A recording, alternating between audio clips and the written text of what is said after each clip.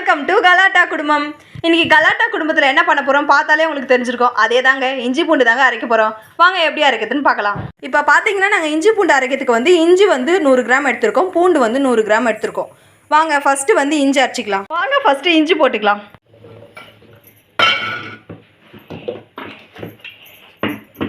இஞ்சி அரைச்சிக்கலாம்.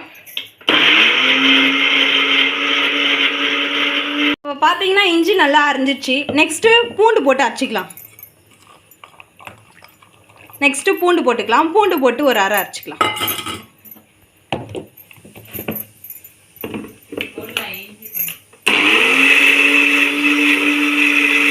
இப்போ பார்த்தீங்கன்னா நம்ம இஞ்சி பூண்டு நல்லா அரைச்சாச்சு. இந்த பதத்துக்கு நல்லா அரைச்சிக்கணும், நல்லா ஃபைன் பேஸ்ட்டாக அரைக்கணும். இப்போ வந்து அரைச்சாச்சு. நீங்கள் எல்லாம் நினைக்கலாம் நான் இஞ்சி பூண்டை போய்ட்டு பேஸ்ட் அரைச்சி இப்படி போடுறாங்களே அப்படின்ட்டு. ஆனால் வந்து இஞ்சி பூண்டு பேஸ்ட்டு அப்படின்றதும் ஒரு ஹெல்த்தியாக தான். ஏன்னா நீங்கள் பார்த்தீங்கன்னா நிறைய பேர் வேலைக்கு போவாங்க, கடையிலே வாங்கிடுவாங்க. ஆனால் கடையில் வாங்கிறதுல என்ன கெமிக்கல் சேர்ப்பாங்களோ எது சேர்ப்பாங்களோ நம்ம பார்த்ததில்லை.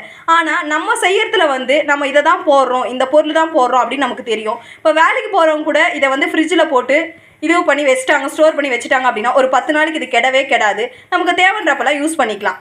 இப்போ வந்து இந்த இதில் தான் நம்ம ட்ரான்ஸ்ஃபர் பண்ண போகிறோம். ட்ரான்ஸ்ஃபர் பண்ணிக்கலாம்.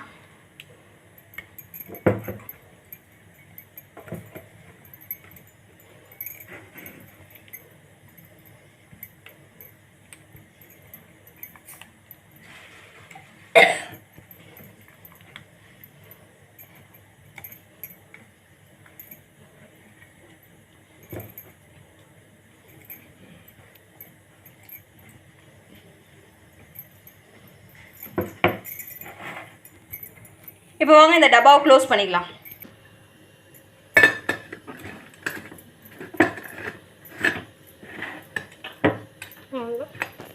இந்த வீடியோ உங்களுக்கு பிடிச்சிச்சுன்னா மறக்காமல் லைக் பண்ணுங்கள், ஷேர் பண்ணுங்கள், கமெண்ட் பண்ண மறந்துடாதீங்க.